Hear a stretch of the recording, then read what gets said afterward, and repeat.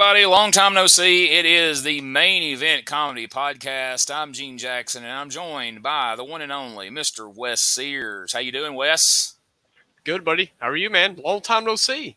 I know, man. My God, we haven't done one of these, and it feels like months, and it literally has been a couple of months. I mean, you're tanned, you're vacationed, I'm sure you're in a great frame of mind right now. Been away, living it up. I'm jealous, dude. I haven't been. You know when the last time I was at the beach was? My senior trip in 1995 when I graduated high school. I have not been to Florida or the beach. Was that Panama City? Like, where'd you go? Yeah. Panama City. Dude, my senior trip. Haven't been. Whole different ball game now. I can imagine. I probably won't even know the place. Yeah, dude, it's so different, man. That blows my mind. So you haven't been to the beach since 95? 95. I mean, yeah, there's people struggling to do the math right now. They're like, 95? That's like 28 years, dude. That's two. Like, was Sting still blonde-haired during that time? Oh, definitely. Yeah. 95 was the year before he didn't even start growing the hair out long and brown. Yeah, then he definitely wasn't the Crow yet. What year were you born? 94. So my broadcast partner here, folks, my fellow member of Main Event Comedy was 1 year old when the last time old Gene Jackson's ass was at the beach. Holy. Now I really need a vacation. Now I somehow feel worse about myself than I did 20 minutes ago, and I didn't think that was possible. But, it is what it is. I mean, it's fine. It's fine. Which is crazy, man. I remember being like 4 or 5, like Miracle Strip, like the original Alvin's Island. There's a putt-putt course between Alvin's Island and the water park. I think it's Shipwreck. I could be wrong. Yeah. All gone now, besides Shipwreck. Shipwreck's the only thing still there. But like the original Alvin's, I think a hurricane. Yeah, a hurricane got it. Damn hurricane. Miracle Strip, they just closed it down, and then the putt-putt place. That was like Panama City for me, if that makes sense. Yeah. I think about those kind of places. And now it's just tall hotels and 75 seafood restaurants, And I'm all in for that, man. I'm all in. I love it. And that's what's crazy. Is like, I love seafood. You think I would have found a way to get my ass back down there in all these freaking years. And my wife, we've been married for almost 10 years. And every year she's like, hey, we need to go to the beach. And I'm like, okay. And then we never end up there. We end up in Gatlinburg. It went back when we used to take vacations. We ain't had a vacation now. And I mean, the closest thing we've had to a vacation is we drove up to Tennessee and met the Mountie on my birthday back in July. Which, I saw that. Cool. Yeah, he's a pretty cool guy. But the wife's working on getting her real estate license. So when all that money starts rolling in, we'll be able to take big baller vacations down to Florida, things like that. And I'm sure people are looking at the screen right now and they're going like, I thought Main Event Comedy was like 4 dudes. And it's like, you're not wrong. We didn't kick them out yet. I mean, no, I'm just kidding. Delbert, Jenkins, and Shane Noles are still a part of the family. They are just indisposed at the moment. They had other... So here's the thing. I don't know if any of you watching this right now have ever tried to host a podcast. I don't recommend it if you haven't. Don't go start one. But if you do, if you have one of these one-on-one podcasts, like, the Jackson Interaction podcast, where I interview one other person. Great podcast. I haven't done one of those in a few weeks because I can't get anybody lined up. I've got people that say they want to do it, and they're going to do it. And then we try to actually do it, and then they go AWOL. Can't get them on the phone. Can't talk to them.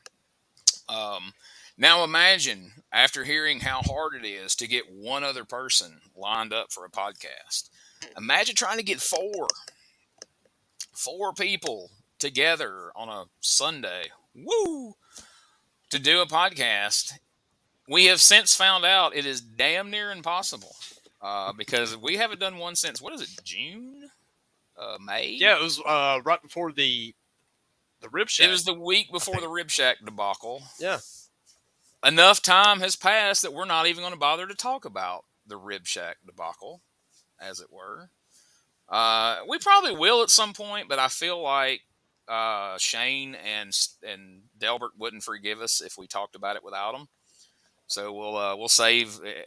If by some miracle lightning strikes and we have the good fortune that all four of us can appear on a screen again someday, perhaps that will be the first thing we talk about, or maybe not. I don't know.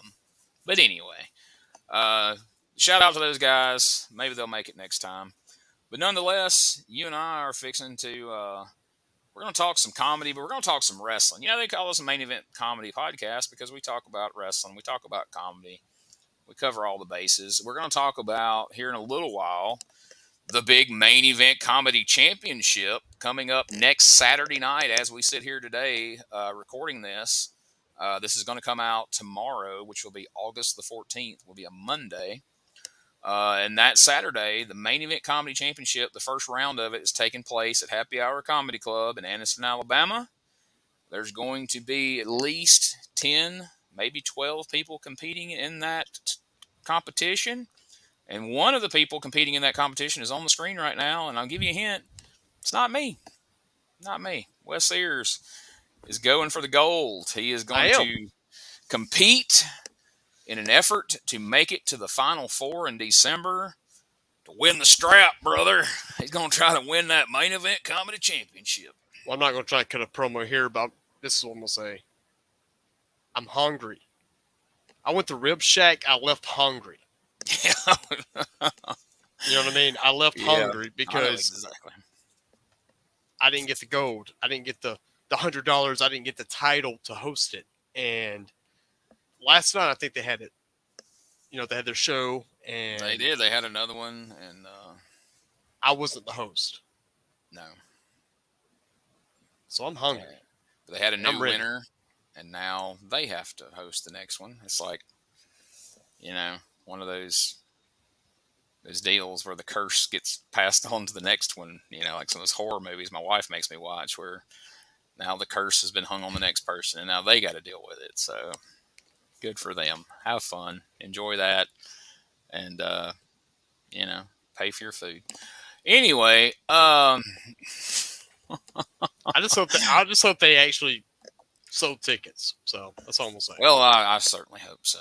You know, we wish them nothing but the best. But, you know, I'm glad you're not cutting a promo on here because the last time we had a main event comedy podcast, you know, everybody cut promos on each other and we haven't been able to do one since. So I don't know if there's bad blood still in there, you know, from that. I don't think, correct me if I'm wrong, but I don't think we've all done a live show together since the Rib Shack debacle in Amory. We haven't. No. Me and you have done shows together. Mm-hmm.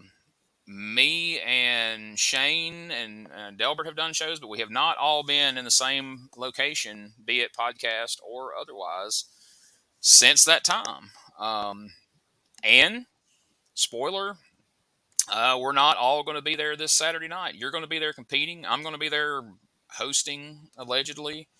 Delbert will be there helping with recording it, and I think he may do a set while the judges discuss who the winner should be.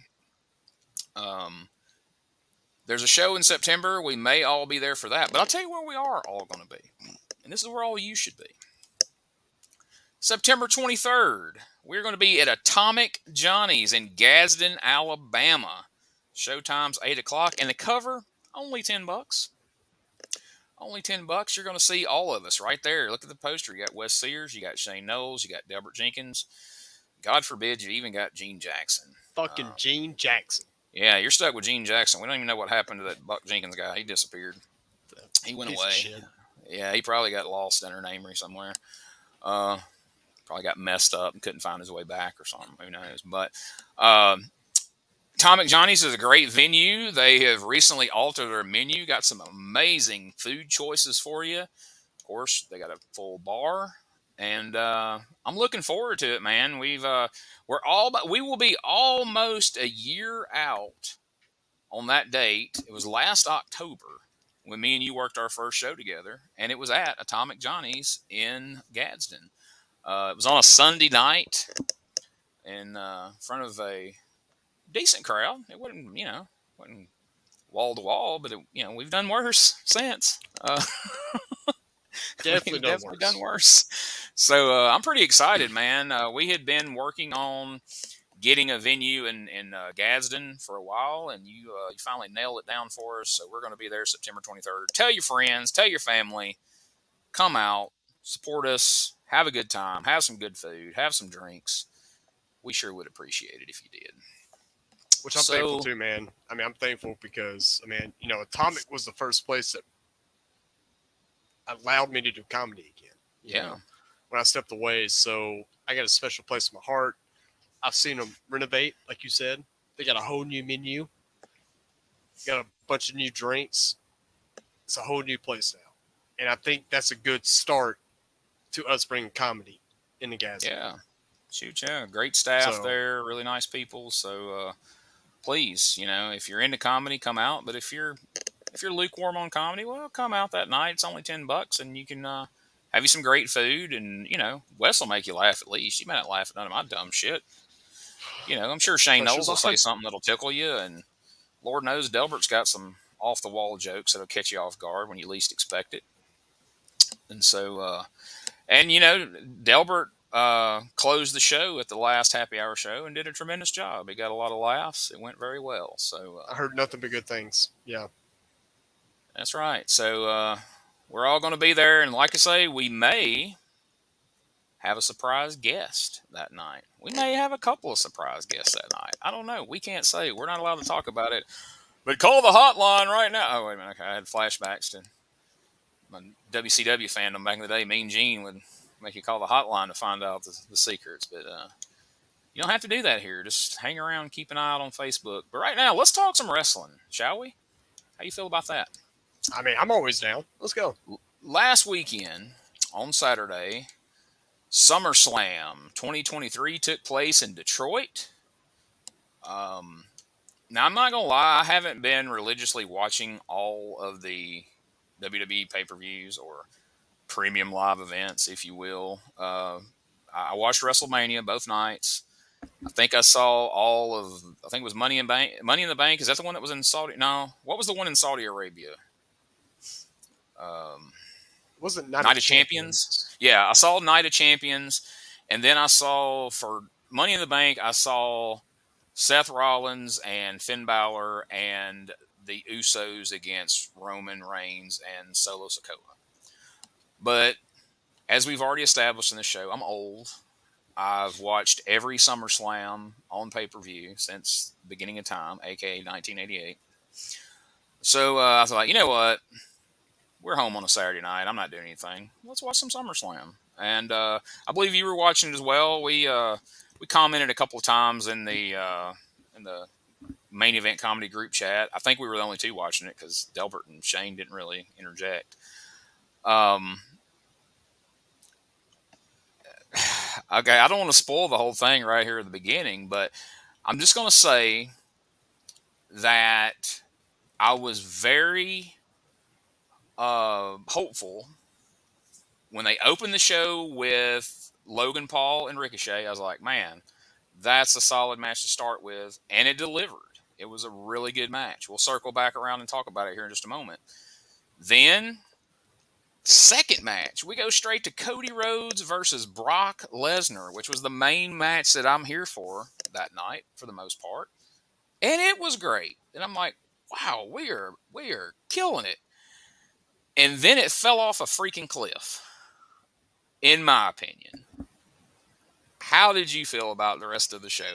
I told my wife the next day, because she eventually went to bed before it was over, and I was like, we could have shut that off after Brock and Cody and been just fine. But we'll start at the beginning. What did you think of Ricochet and Logan Paul?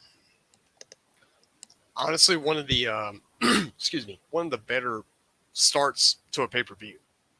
I mean, you got two guys. Logan Paul, in my opinion, besides Bad Bunny, has been one of the best outside WWE guys to come in and do a good job. Yeah. And with Ricochet, I mean, what else can you ask for? Ricochet is such a professional, can do almost anything in the ring, and can make you look good. Even Absolutely. with slight mistakes. Fantastic match. I do think Cody and Brock was too early in the Oh yeah. segment. Yeah. 100%. Because I know It, there were 2 or 3 matches I would have put before them. if You know, the rumors are true, and if you look back on a lot of the shows in recent times, this somewhat checks out. Brock wanted to be first. Brock wanted to open the show so he could do the match, hop on the plane, go home to Canada. But they had already promised Logan Paul to be first because Logan Paul had to jump on a plane and go see his brother fight Nate Diaz. So they had to move Brock to second. Um, in my opinion, based on how things played out, I think Brock and Cody should have went on last, but at the very least, if not last, next to last, because you set the bar up here with Ricochet and Logan Paul. You move the bar up here for Brock and Cody, and then, like I said, it just dropped, and dropped like a rock, like nothing even remotely. I mean, I'm trying to think now what the other matches were. I mean, the Battle Royal is what it was, and it's a Battle Royal, whatever. well, we had Um, was it Shayna Baszler with yeah, Ronda that Rousey in goddamn the MMA fight? MMA fight was horrid. It was pretty well documented that was going to be Ronda Rousey's swan song. She was done after that. I think she was done before that, but I mean, we knew she was leaving, I should say. Um, so that wasn't good. Like I say, Battle Royal was what it was. LA Knight won. I'm fine with that. I still don't get LA Knight. I don't get people's fascination with it, but you can't argue with the response. I mean, I don't have to get it. Everything's not for me. But you cannot argue with that response. I mean, he is over. I don't know why, but he is. So good call having him win. Um, sh- uh, McIntyre and Gunther had a good match. The only issue I had with that match, when I'm watching it, and he's on his way to the ring, and I don't remember if it was Michael Cole or if it was who's the color guy? Shit, Graves, Corey Graves. I don't remember which one said it, Yeah. but somebody made the statement. Gunther is 31 days away from breaking the Intercontinental title record of the Honky Tonk Man. I looked at Rosie and said, Drew McIntyre's not winning the belt. They're going to break that record. They've come this far to break a record from 1988. He's not losing the belt tonight. And so that kind of spoiled it for me because I knew absolutely beyond a shadow of a doubt he wasn't losing right then. And before that, I thought, they've been pushing McIntyre pretty hard. He didn't win at Clash of the Castle. Tonight might be his night. And then that got stated. And I'm like, oh, well, no. He can't lose the belt until he breaks Honky Tonk's record. So never mind. But a hard-hitting match. I mean, yeah, it was definitely a hard hitting match. Dude, I think Gunther's winning the Royal Rumble this year. I think eventually the title, either he'll keep the title and win it, or he'll lose the title that night and then win the Rumble. I think that's your guy. I mean, last year, if I'm not mistaken, he was the one calling everything.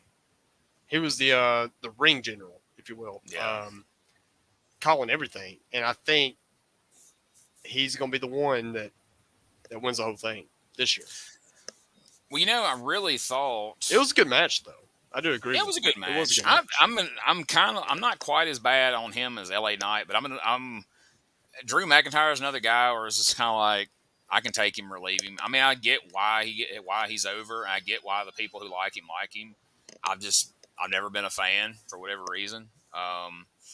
But I thought when Gunther won the Rumble this year, and they had that little spot. I mean, it had been rumored around on the internet, and then they had that little spot where Brock and Gunther squared off in the Rumble. I thought coming out of the Rumble going toward WrestleMania, we were going to have Brock versus Gunther at WrestleMania, which I would have been really psyched for. Instead, we end up with Brock versus Omos, and then Gunther versus Sheamus and Drew McIntyre. And then when they had Brock attack Cody the night after WrestleMania, I'm like, what are we doing? Like, but in the end, I have to say, I like what they did with that.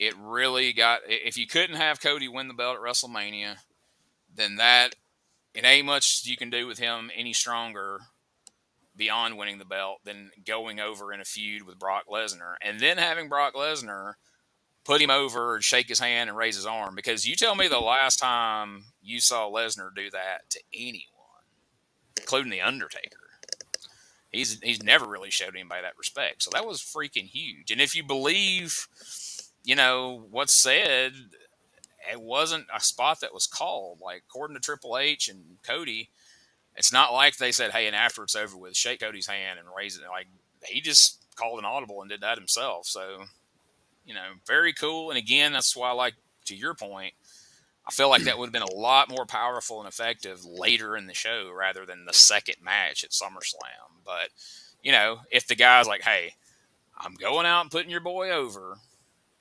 clean, at least let me get the hell out of here and go to the house. I'm sure they're just like, all right, put it on second, So it was what it was. The women's match, the triple threat women's match with Asuka, Charlotte, and Bianca Belair, I didn't enjoy anything about that. And in the past, I've been a fan of Asuka and Charlotte, and even Bianca Belair, even though that silly hair gimmick annoys me that they make that such a part of her character, whipping people with it and such. But just something about that match did not really click at all. I didn't think. I didn't think it was good. And then the Money in the Bank, I'm not really familiar with the girl that came out and won the belt. I mean, I've seen her, but I don't know enough about her to really give a shit one way or the other. I was just glad it was finally over. What was your take on that one? I mean, it was kind of weird to me that they let Bianca win. She's the new champion. And then 2 minutes later, the Money in the Bank comes in, catches in. It was a weird match. I think on paper it looks good. Yeah. You got Charlotte Flair, I think one of the best women wrestlers of all time. Not even close. Asuka, very entertaining. And Bianca, I think the most athletic, women wrestler we've seen.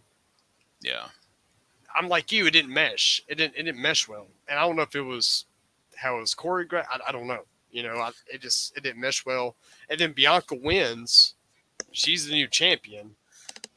After you just portrayed that she had her leg broke and she's having to be carried out of the arena, and then all of a sudden she comes back and does a move off the top rope. Like, what? Well, and that tells me we get a WrestleMania match with her because she was the new champion. And she's the new champion for a minute, 2 minutes, and then this happens. Because for the love of God, dude, everybody's interest is 45 minutes long. Because of how long it took for them to get there, you know. Which we'll get to that later. But, I mean, like I said, on paper, it looked good. In the ring, it wasn't, it wasn't what we wanted. It didn't translate at all. It didn't translate. No, not at all. And having Bianca win, and like you said, with the injury, that tells me, WrestleMania, we'll see her. Just to be honest with you, I'm not a big fan of triple threat matches anyway. And the women's triple threat matches really haven't done any favors to, even like the big main event, WrestleMania main event, first time the women ever main evented, where you had Charlotte, Rousey, and Becky. I didn't think came off that well. And of course, the finish kind of got botched and everything. But just as soon as they said the triple threat, I was like, Charlotte versus either one of them would be a good match. And we just saw, Asuka versus, Bianca, so we didn't need that again. It's like, just pick one. Let's not do a triple threat. And kind of turned out exactly as you would expect. So, Well, can I tell you my favorite triple threat in women wrestling? Yes. In my opinion, Sasha Banks, Charlotte, Becky Lynch, WrestleMania in Dallas. Yeah. That Now was that fantastic. one did work. That one did work. That was good. And I really think the issue with the one I was just talking about was at that point Ronda Rousey wasn't really experienced enough necessarily to pull off a one-on-one main event, but trying to work around three people in a main event, I think overwhelmed her and put her in a bad spot. And you had Charlotte, Charlotte and Becky and Sasha had worked so much, come up through NXT together, and then all the matches they had on the main roster.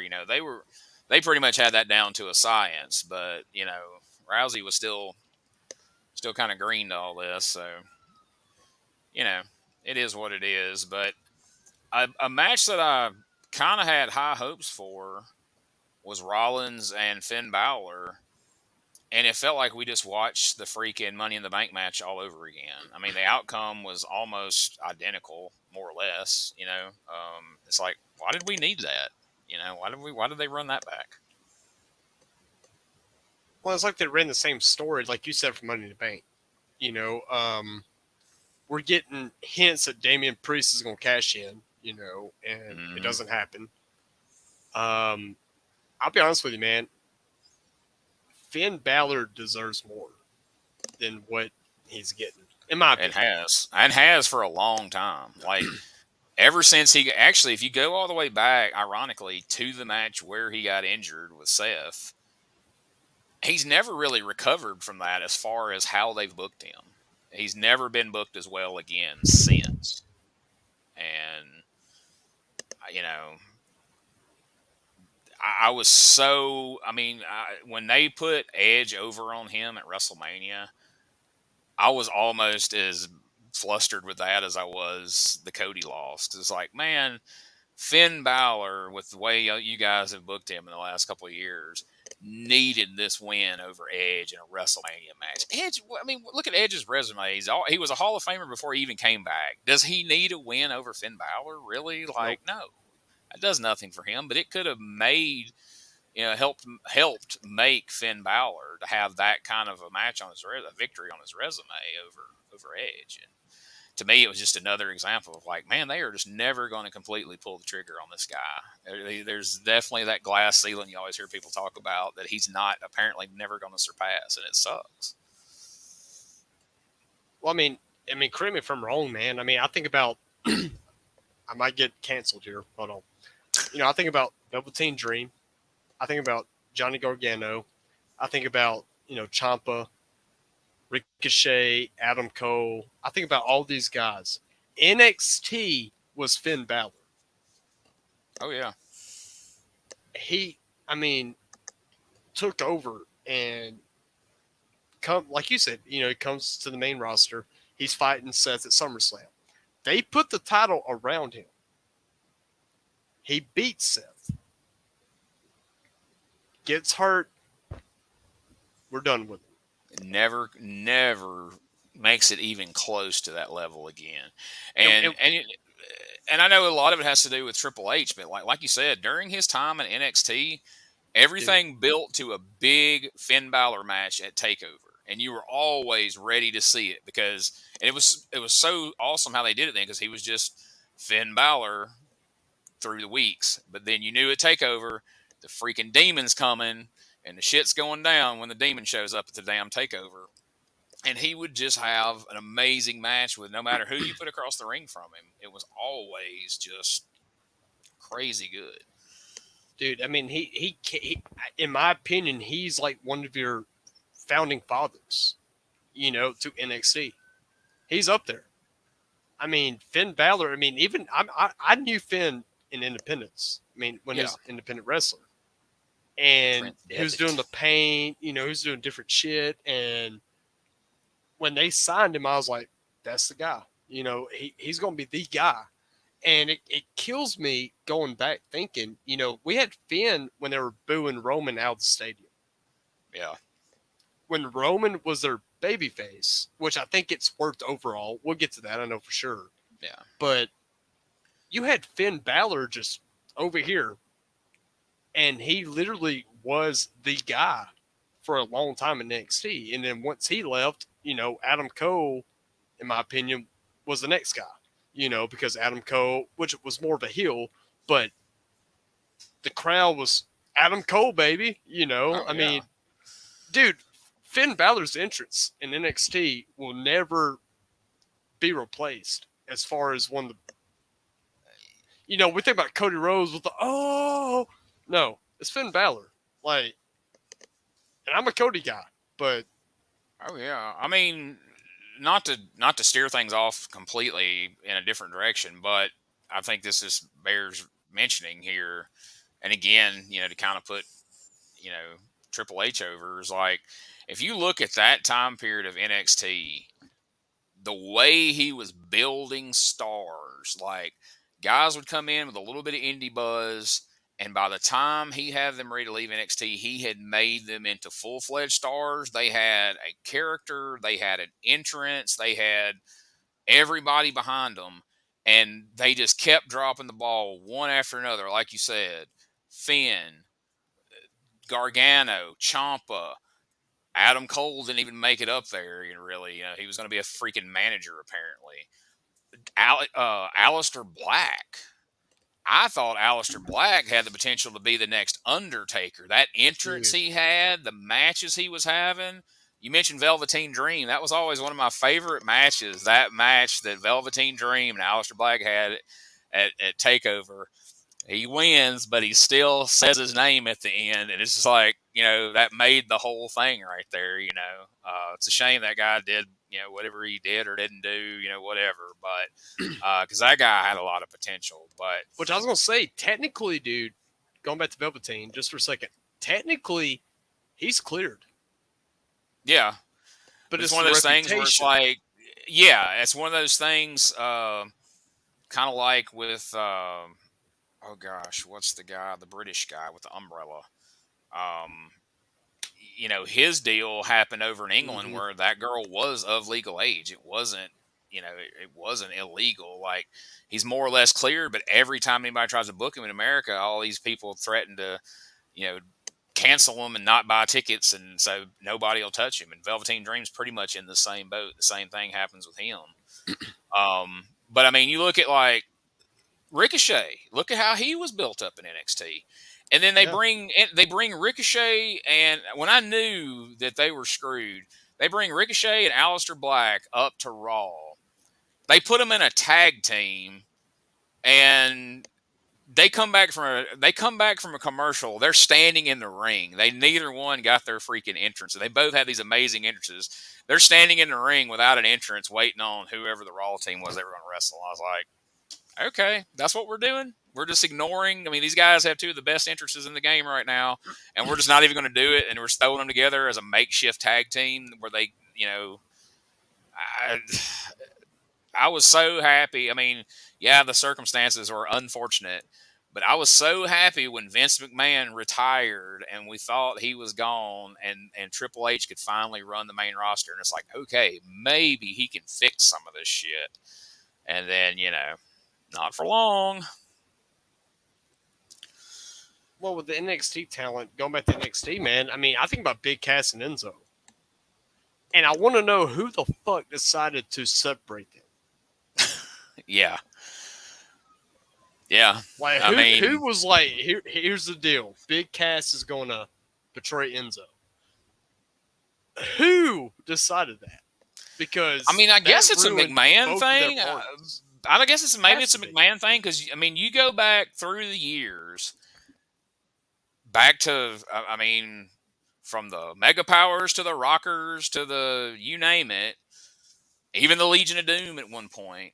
Almost every tag team had to split sometime, the Hardy Boys, and have a feud that didn't get either one of them over. The Dudley Boys split. You could not keep a tag team together for whatever reason. No matter how over they were, no matter how much money they drew, you had to split them up.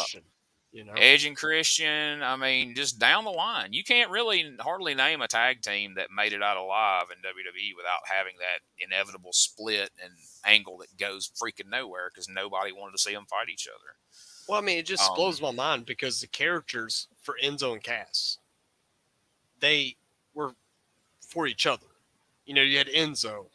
I'm gonna talk on the mic. I'm gonna talk this shit. I'm gonna get the crowd. And dude, Enzo had them over. He was over with the crowd. Well, yeah, because it was the classic. I can talk all the shit I want because this big man right here's got my back, and he ain't gonna let you touch me.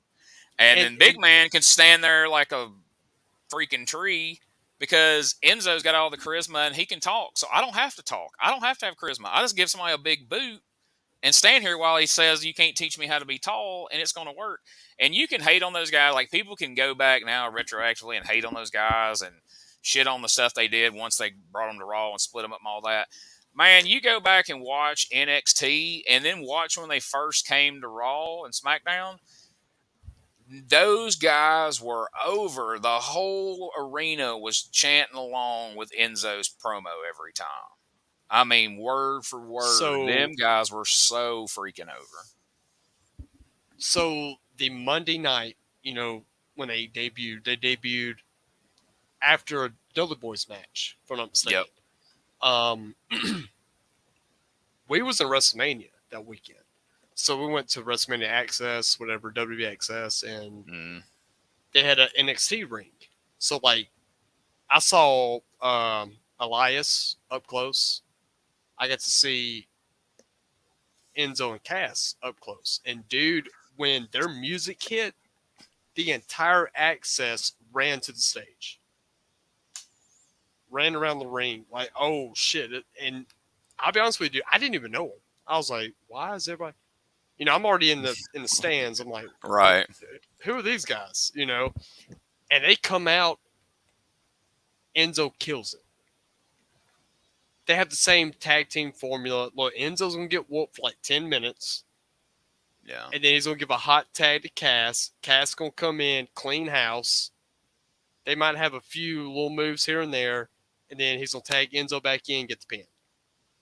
Exactly what they did. But the crowd was so just, oh my God, it's Enzo, Cass, and Carmella. Like, oh, it's them, And it kills me because I remember we got home 30 minutes before Raw that night. And that's the night they debuted on Monday Night Raw with the Dudley Boys. Yeah. And fucking killed. They could have ran with that for years. Like you said, it was just a race to split them up. And then, of course, now, Enzo's just doing random indies, and Big Cass is Big Bill on AEW. I mean, he hasn't gotten over since once you took his partner away, and he's big enough that he'll stick around the business for years, and they'll keep trying to do shit with him, just like they've done with the guy they call the Murder Hawk or whatever his freaking name is. That's Lance Archer. They've tried everything under the sun, and it don't work. But yeah, this is one of those things where it's like they had the magic formula, and they're just like, nah, let's split them up, and it's never been the same. But have we covered all the matches up to the main event, or have we? The only match. Hold on. I think we have. Yeah. Okay. I think we're missing the main event. So I'll let you lead this one. Kind of tell me what your thoughts were going into it, what you hoped for, and what you felt as it went on.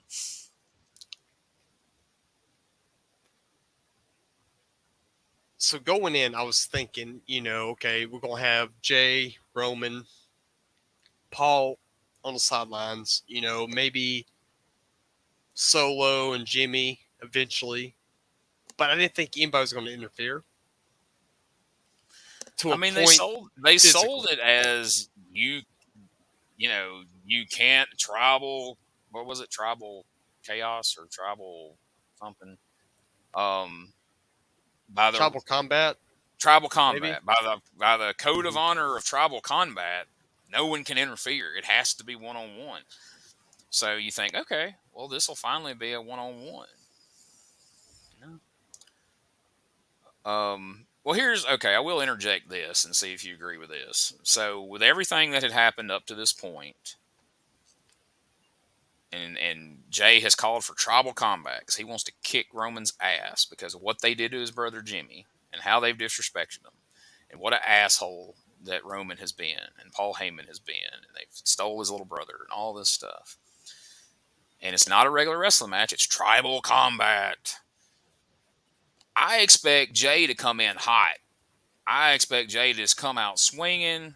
We're right into a brawl because he's pissed because they injured his brother and they screwed him over. And no, no, they take the longest entrance of anybody on the entire show, both of them.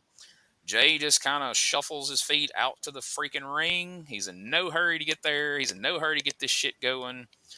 Roman, of course, takes his sweet time getting down there, and the match starts slow and methodical. Like, these are two guys having the first match they've ever had in their lives against each other with no story or all. Like, why is Jay not coming out to kick his ass?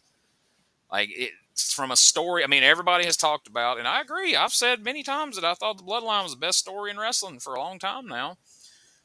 It just went against everything they've built storyline wise, in my opinion, up to this point. It flew in the face of everything that they've trained us to think about this story. And like I said, it was just a match. Like, it wasn't like Jay didn't seem like he was motivated to get revenge, or it was just a very slow this slow dragging ass match. I I was just dumbfounded through the whole thing. I was just like, what is this? Like, why are we doing it this way? And then here comes Solo, which flew in the face of everything they had said. Oh, it's tribal combat. It has to be one-on-one. And then now it's just a handicap match, essentially. Solo's just interfering at will, and nothing's happening.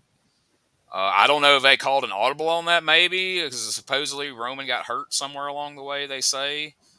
So I don't know if maybe that was like, hey, Roman's hurt. We got to let Solo get in here and work some of this. Maybe. I don't know. But then when the whole premise of all this is Jimmy had to fire Jay up to turn on Roman, which then got Jimmy hurt. Why the hell is Jimmy going to cost Jay the freaking match? Where's the logic there? And we'll get to it in a minute. Since we're on the other side of it, we'll talk about what they did on SmackDown. But in the moment, and I know there were a lot of people, like, I wasn't happy with the finish at WrestleMania when it happened. Over time, I was like, okay, I get it. Cody don't need to come right in and win the belt. He's doing the story with Brock, which will get him over even stronger. Okay, fine. But regardless of how you think about it from a logic perspective, or how you feel about it from a logic perspective or long-term storytelling perspective, WrestleMania ended flat as fuck. Like, 2 days, night one ended with everybody's, yes, Sammy and KO have won the tag belts. Everybody went home elated. This is what we wanted. And night one was amazing. Night two was the shits from almost beginning to end. And then everybody's like, okay. I mean, I know in the group of people I was watching with, like, well, all right, boy, tonight was going to be a complete write-off if Cody wasn't going to win the belt. And then Cody loses, and you just see an arena full of people were just like, almost like when the Undertaker lost to Lesnar that time. It just, it took the air out of the entire room. Like, everybody's just like, what the fuck? Everybody looked just like Cody did sitting in the ring. Now you had, everybody was happy with Jay and Jimmy beat Roman and Solo. Jay pins Roman. Everybody's stoked about that win. Now move to the next biggest event of the year, SummerSlam. Same thing. It ends flat as hell. Now, I understand. Now, listen. If you are watching this, if you thought for one single solitary minute that Jey Uso, one half of a tag team, was going to be the one to end Roman Reigns' title reign and win the title at SummerSlam, you don't understand wrestling. That was not on the table. That wasn't going to happen. I'm sorry, it just wasn't.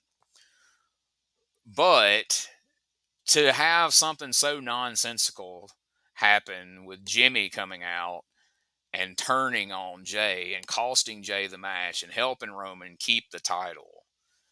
Again, is this like you spit in everybody's face? And I mean, people who have hardcore loved the Bloodline angle, people who have come around to Roman Reigns is the greatest of all time, and this is the greatest thing ever. Even they have been online, talking about how terrible that finish was, and how nonsensical it was, and how the Bloodline story, which at one time people were universally saying that the storyline that everybody was universally saying was just the greatest wrestling angle ever. Now, I was just saying, Wes, that now I see people who have praised and praised and praised it are going, okay, that made no sense, and now they're dumping on it. Now there's people went from the Bloodline angle is the greatest thing in wrestling history to the Bloodline angle is killing WWE, which I think is a bit, extreme. But it certainly was nonsensical, and it's certainly they're going to have to dig themselves out of a hole now to get people back on board with this story. And I don't think Friday night did that. I saw that segment. What are your thoughts about the follow up to the SummerSlam ending? Well, I mean, they I think they were playing catch up in a way to where, okay, this is why Jimmy did this. Jimmy didn't want Jay to be like Roman. Jimmy didn't want Jay to end up winning, and a little fuckery, in my opinion, on the common sense part. But this is what I told my brothers today. We were talking about it earlier. If they really want to do this, if you really want Jay leaving WWE, you call Tony Khan, you let Jay stand in the crowd. You let Jay show up to random like Ring of Honor. You let him show up to Impact Wrestling. Just show up. He ain't got to fight. Yeah. I don't think anybody's going to do that because that's going to benefit WWE's storyline more than AEW, Ring of Honor, Impact, whoever. Yeah. I do think you can get one of your smaller independent wrestling companies and allow him to show up because WWE like they did with Matt would Hardy pay back the in, money. like they did with Matt Hardy back in 06 in the Yep. Edge angle. He's turned up in Ring of Honor. He showed up to some indies and everybody's like, oh my God, he's gone. And then he popped back up on Raw and nobody saw it coming. So yeah, absolutely. I think that would be,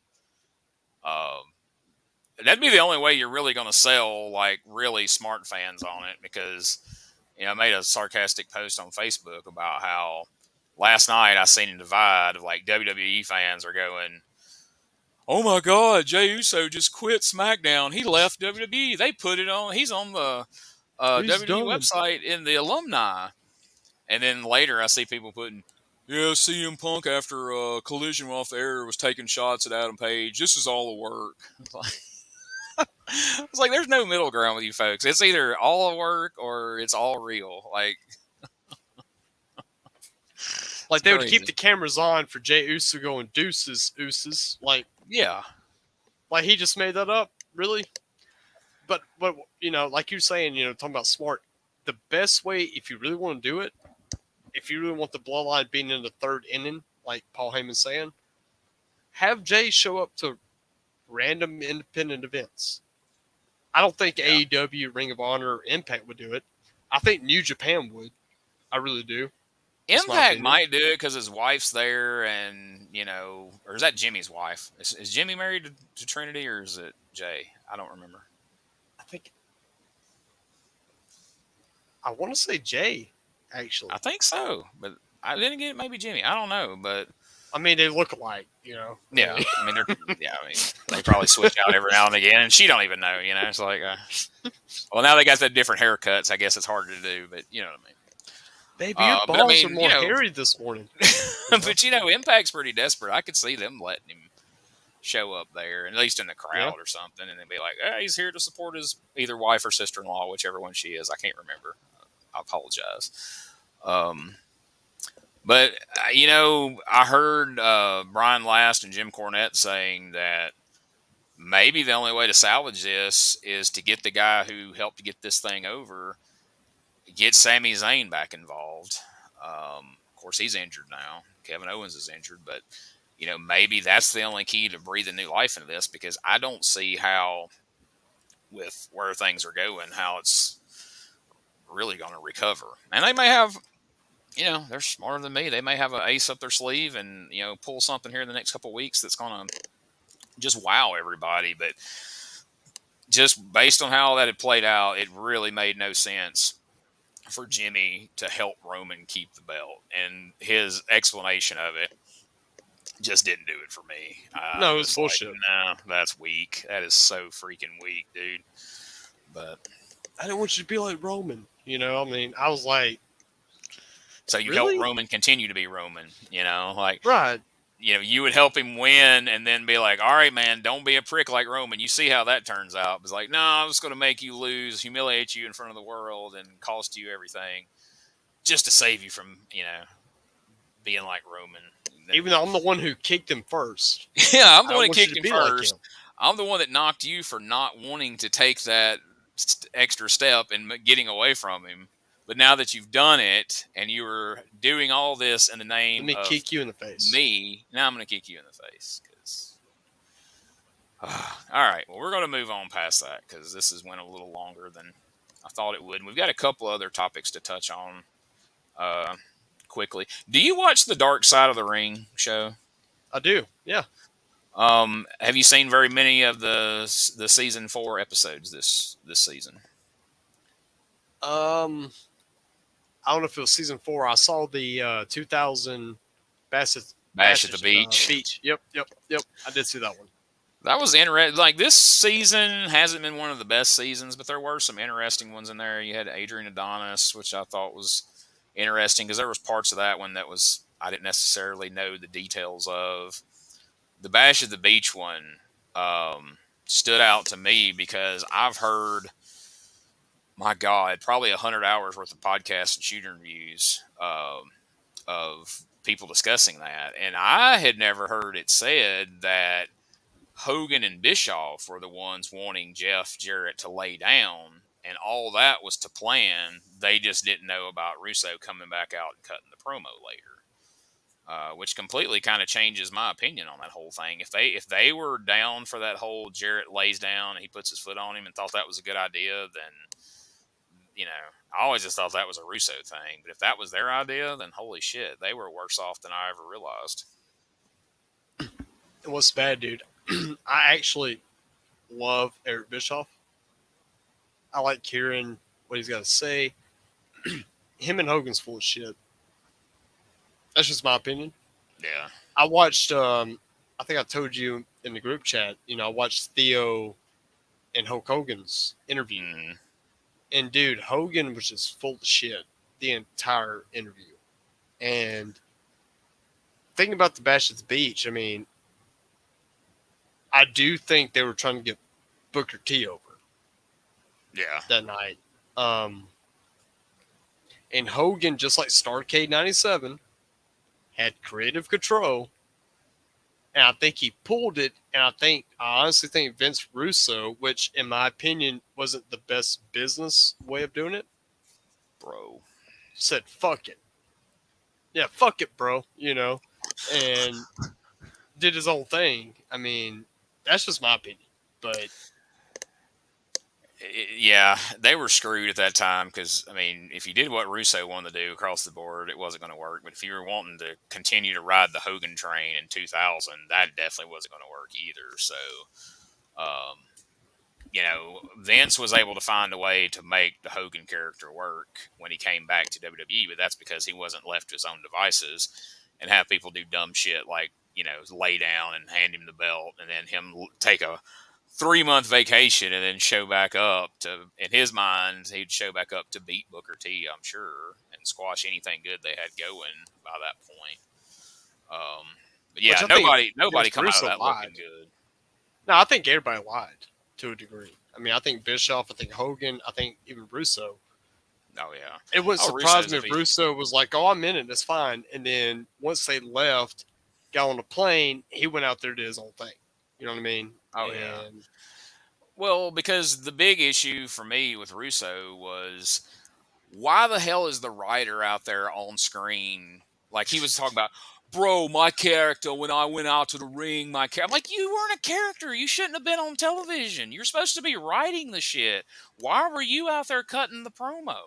It should have been at least have Jarrett out there cutting the promo and challenging Booker T or something. Like you're making it about you, and you act like when you came down from WWF, like anybody had a clue about the damn writer up there, and he immediately started making himself a focal point of the show. I mean, yeah, he can knock Hogan for Hogan wanting to put a belt, put the belt on himself. But at one point, Vince Russo put the World Heavyweight title on himself, and he wasn't even a wrestler. He's coming out to the freaking Iron Man, the Road Warrior theme song, and winning matches. And I mean, nobody did more damage to WCW than Vince Russo. I don't give a damn what anybody says. I mean, Hulk Hogan or not, like he did irreparable damage to. I mean, I know as a fan at that point, I'm like, yeah, I'm good. I'm not watching this shit. yeah, I he just made it read about it dramatically on the worse. internet. I mean, I just stopped watching it. Like, this ain't even worth the time. And then you go through and read the results. Go, oh yeah, I did good skipping that. That sucked. I mean, the only thing I got on Bischoff and Hogan is honestly 97 Starrcade. Yeah. Sting should have won clean. Not Have even you a question. heard? Did you listen to the Conrad Thompson podcast with Eric Bischoff where they just 83 weeks. Yep. yes, And Conrad gets in lit his him ass. up. You And mean to he tell should've. me you changed the rules? You don't have a tan? It's a wonder them dudes spoke after that. Dude. I mean, it was amazing. And he was right though. I mean, Yes. that is still, in my opinion, I'm 29. The best storyline I've ever seen in wrestling. I don't care what anybody says. It was so well written week after week after week. You know, you go from Sting and the Raptors, Sting watching, to Sting coming down, attacking good guys, your baby faces. And then the next week he comes in, hands them a bat, turns around. Dude, everything was so well written. And And you it got know, to honestly, the point, like you said, week after week after week after week, it was almost the perfect storyline. And then you get to the goal line and stumble and fall and drop the ball right before you cross, right before you cross the goal line. And I feel like SummerSlam maybe was the first step of that with the Bloodline storyline, because Bloodline storyline may have been one of the best storylines since the Sting and NWO angle. And here you are getting towards the end of it, and I think you're starting to drop the ball and make some pretty huge errors in where we're going from here. So I think that's definitely a parallel of those two stories that's kind of ironic since that's what we've been discussing on here. yeah. All right. So we're almost to the end of the line here. Did you have something else you wanted to add on about that? Please do.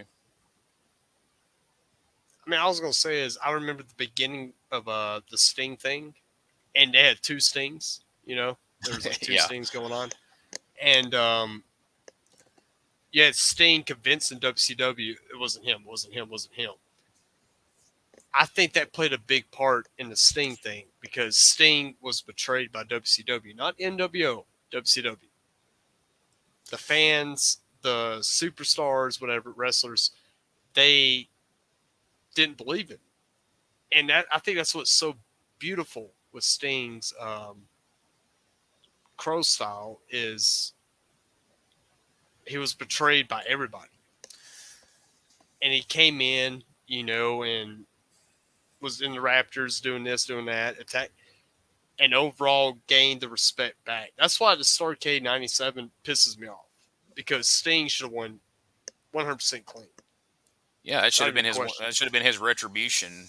After a year, a little over a year long storyline. But you have fucking Bret Hart out there punching a ref. So redoing the freaking Montreal screw job for the, like they kept trying to go to that well over and over the years. You made a good point there that I want to touch on real quick.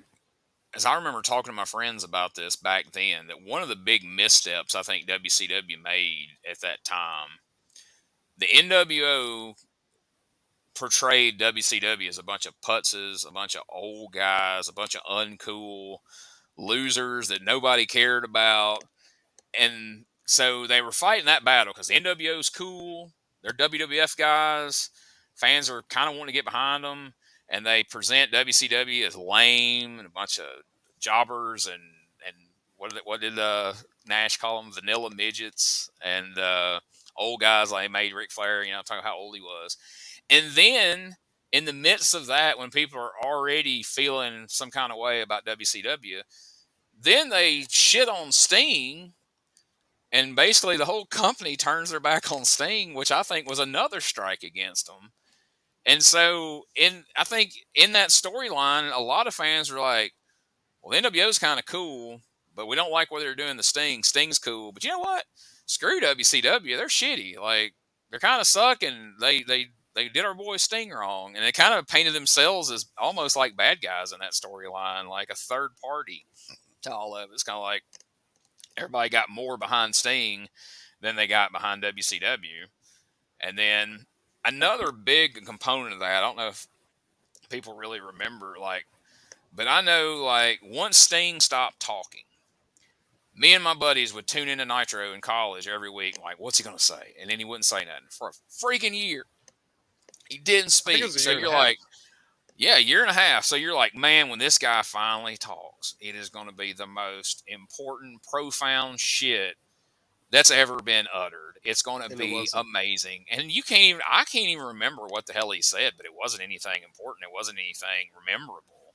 His last line, I remember, he's talking about the title.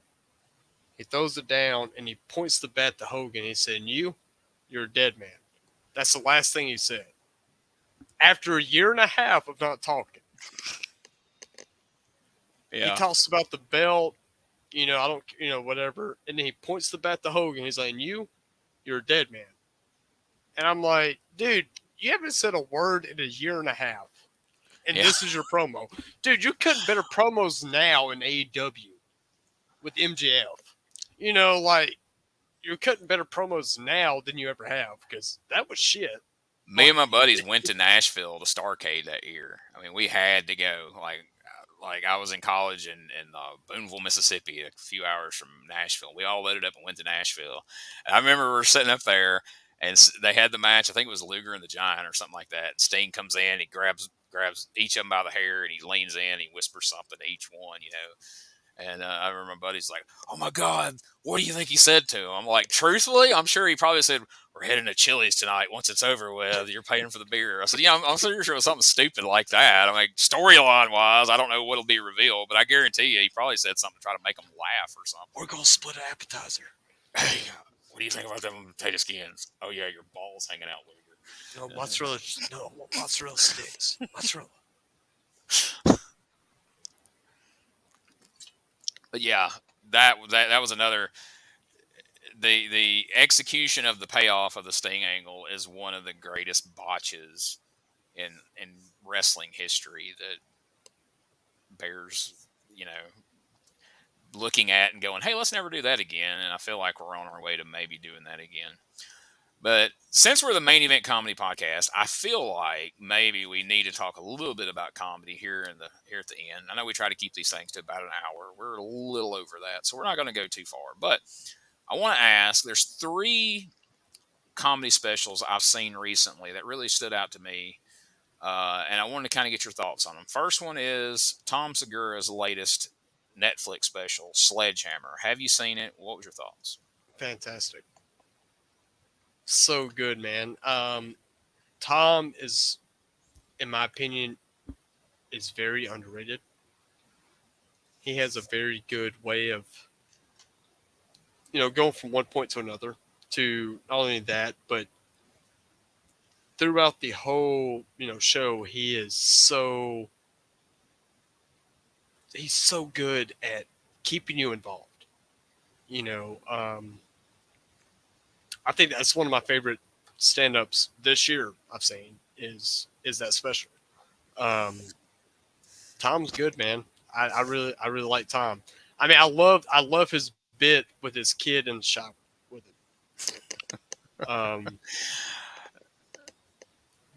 That was something Dude, I he's was going to so say good. I is mean, he's able to get away with saying things that a lot of comics can't.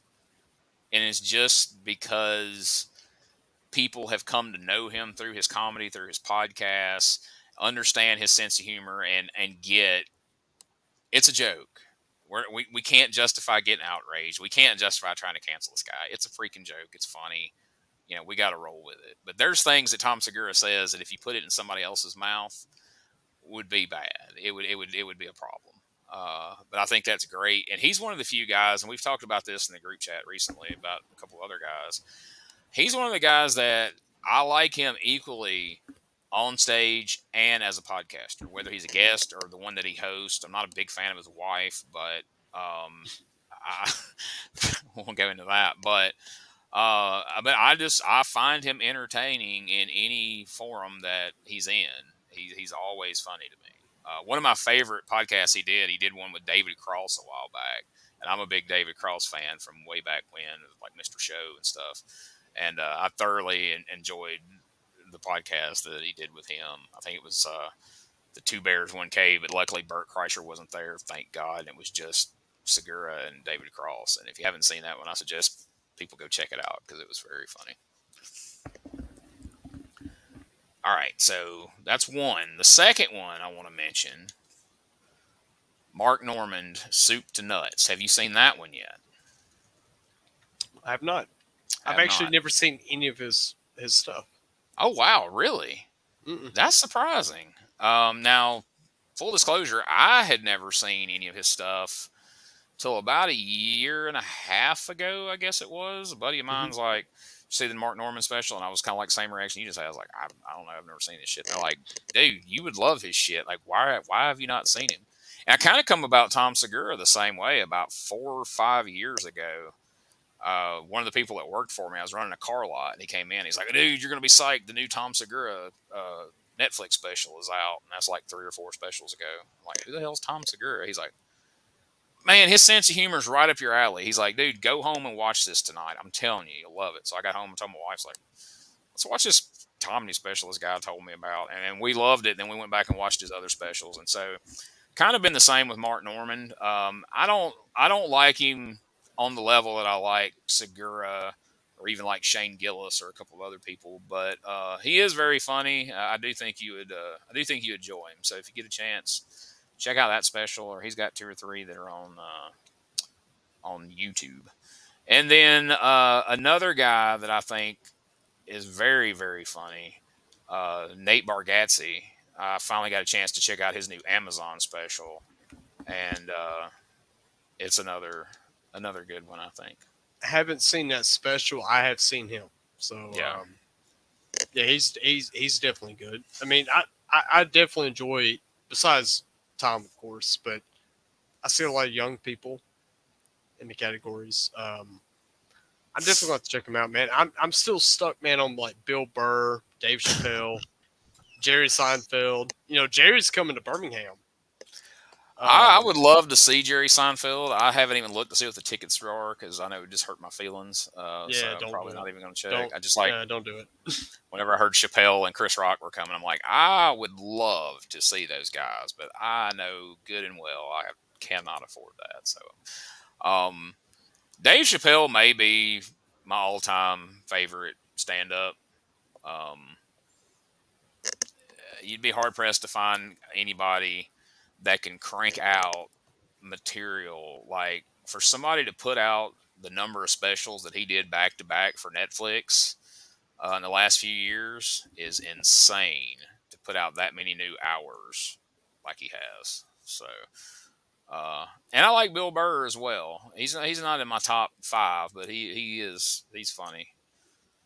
But anything else you want to mention, put over before we get out of here? Well, just thankful, dude. We did a podcast, so Finally, I've been itching to do this. Main event, we're coming to happy hour. this Saturday. Boom. We're hitting the Gadsden in September at Tom and Johnny's.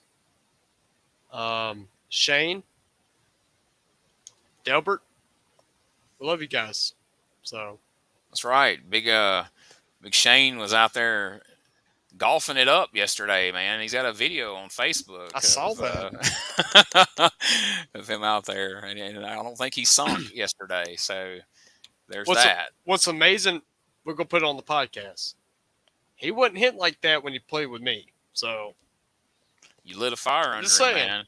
You lit a fire under him. I think he taught him something. Apparently, I think he's prepared. Yeah, hopefully we'll get those guys back with us. But hey, anytime you get the itch and you want to do a podcast, you let me know. Me and you will get on here because, as you can see, even with just two of us, we just did an hour and 10 minutes, and it went by like that. And we had no shortage of things. I had like 4 more topics to talk about, and we had to cut them off because I don't want to hit everybody with 2 hours worth on our first time back. So we'll save something for next time. But hey, if you've watched the whole thing and you've enjoyed it, we appreciate it. Thanks for watching. Please go and subscribe to our YouTube channel, youtube.com/@maineventcomedy. Boom, right there. You can follow us on Twitter @ComedyMainEvent. We had to shuffle it around there. Sorry about that. Our website, themaineventcomedy.com, is where you can find links to all these things. You don't have to try to remember them. Scribble them down on the screen. You just remember that one address. Go there. And you can get to everything, just like our Facebook, facebook.com/maineventcomedy, where you can see our posts and all our little silly clips of us doing stand-up, clips of horrible wrestling, of OWF and Whitey Jenkins and all that foolishness. It's all there. And so make sure you check it out. And I guess that's going to be it for this time. I thank Wes Sears for being the man and showing up today and making it happen. So we'll see you guys next Saturday night in Anniston, Alabama for the Main Event Comedy Championship.